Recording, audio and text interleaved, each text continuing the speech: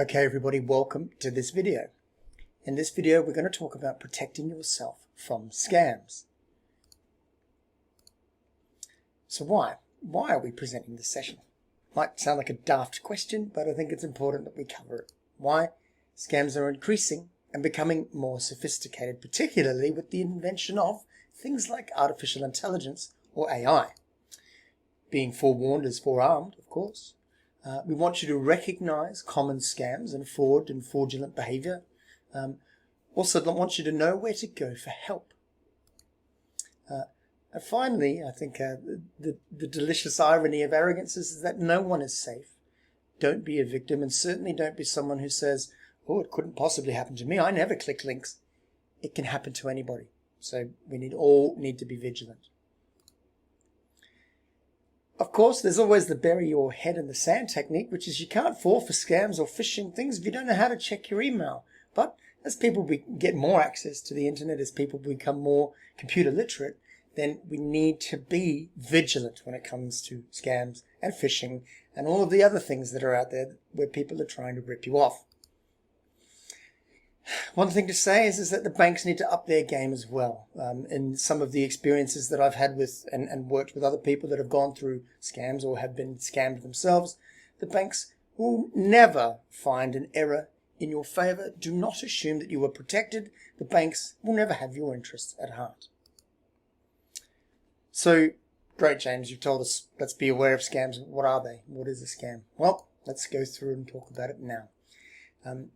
First and foremost, it's a scheme to con people out of their hard-earned money. I don't think anyone would be surprised to hear that. It could be an illegal trick or a type of fraud. But really, I like this definition the most, which is an intentional perversion of the truth in order to induce another to part with something of value. It doesn't need to be financial. Could be something else. Could be a car. Could be a book. Could be a will. Could be something of value to someone else.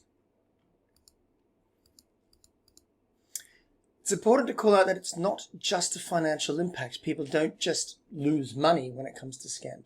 The impact of scams can be far greater than just financial, and that can lead to other things like significant emotional trauma, depression, loss of the confidence to live independently, long-term health complications, and even suicide. So let's talk now about the common scam themes, or even the common vulnerabilities that people have that scams or scammers will prey on. Here are some of the themes, and we're going to go through each one individually. Unsolicited contact. This is where you absolutely need to stop instantly. If you didn't request contact or message or support or anything, then you need to stop very carefully and think about who this contact has come from. One of the vulnerabilities that scammers will prey on is ignorance or curiosity. If you don't know, if you're not sure, don't click, don't tap it, don't download it, don't respond. Another vulnerability, it may be greed. I think we'll see later on some of the statistics on where people have lost the most amount of money. It's actually from investment scams. People are greedy. They're sending their money out thinking that it's too good to be true. It's a new cryptocurrency thing. And if it's too good to be true, it probably is. Another vulnerability that the scammers prey on is loneliness or love. But really, if you've not met them, if you don't know who these people are, send them nothing. Goodwill, where you feel obliged to give somebody something because they're nice or they've been helping you or they've been super helpful. No one on the internet is owed anything. When your defenses are down, remember that you're not you when you're stressed, so be extra vigilant in those times.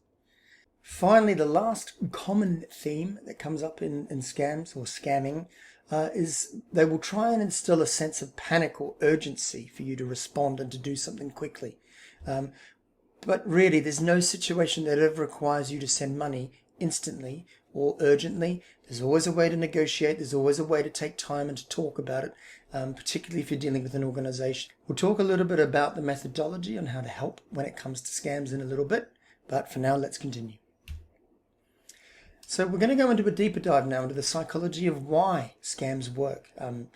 I thought it was fascinating purely because how does this keep happening? How do people continue to keep getting scammed out of their money? And there's two ways that we process information. There is the central route or route in our brain where there is a deeper, more logical processing that takes place. And this is where our brain is favoring accuracy over speed. There is a second approach, which is known as the peripheral route or heuristic thinking. And this is the more superficial, possibly even more emotional based processing that takes place. And this is where the brain favors speed over accuracy.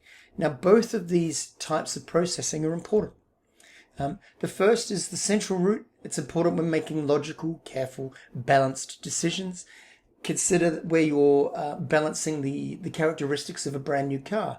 And the salespeople will tell you about the warranty. They'll tell you about how great the car is. They'll tell you about how reliable it is.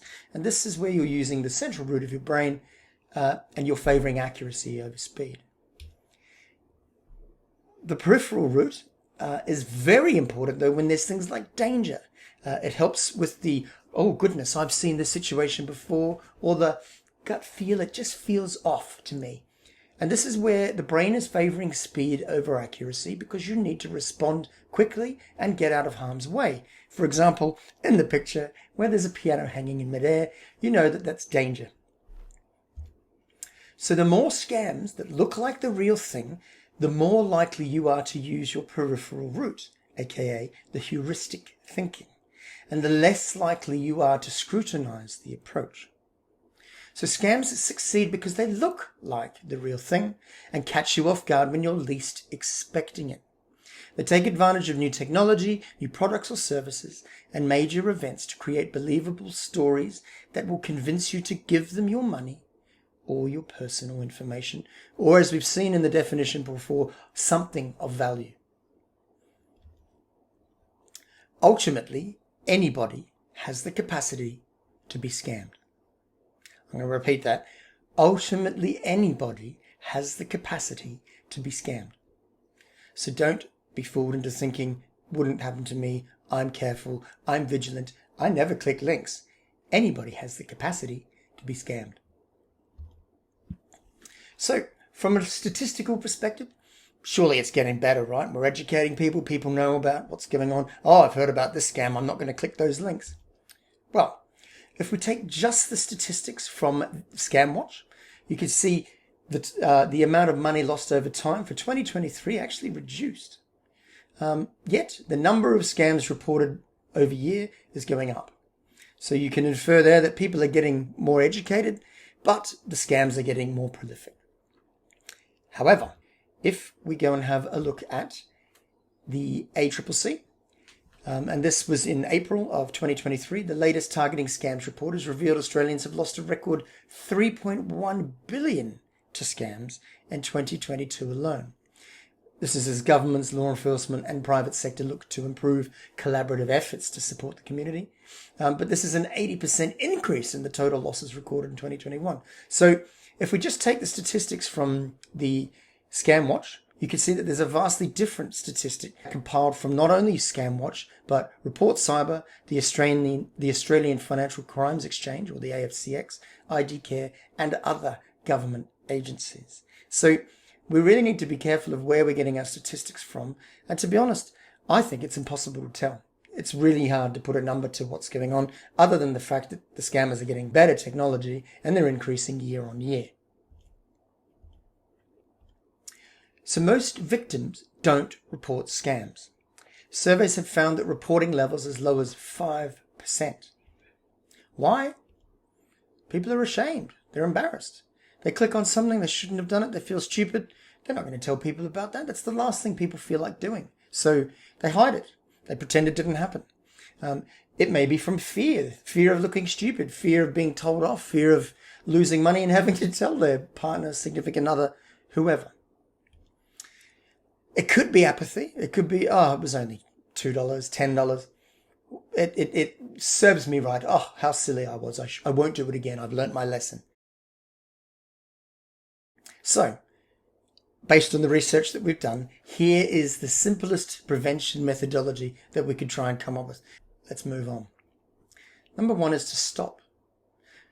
as I said before, if you get an unsolicited contact from your grandchild, from your significant other, from the boss at work, on a different number, it's come to you from somewhere else and you're not expecting it, stop immediately. Particularly when it's possibly urgent. I need to pay a bill quickly, please help me. If it's unsolicited contact, as I said, it's come out of the blue and it's unrecognized, then absolutely you need to stop immediately. The second is after you've done that and you still think it might be legitimate, well, then you can check. You can call the number directly. You could ask for proof of life, for example. It's your daughter on a new phone number. Send me a picture. Let's have a FaceTime and let's be live right now to confirm that this is legitimate and genuine contact. If you're still not sure, check with someone else. Get a third party to come in and help, to support, to give their input, to see what they think. But don't act on your own. Thirdly, if it turns out that this was a scam or a fraudulent contact, then report it. Report it to scamwatch.gov.au in Australia. Report it to econsumer.gov, which works with international organisations to talk to other countries and work with them as well.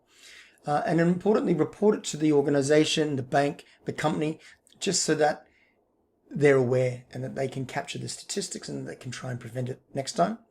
And then finally, number 4 is to tell people, tell the friends, tell the family, and warn them to be wary of the experience that you've had so that they can see it.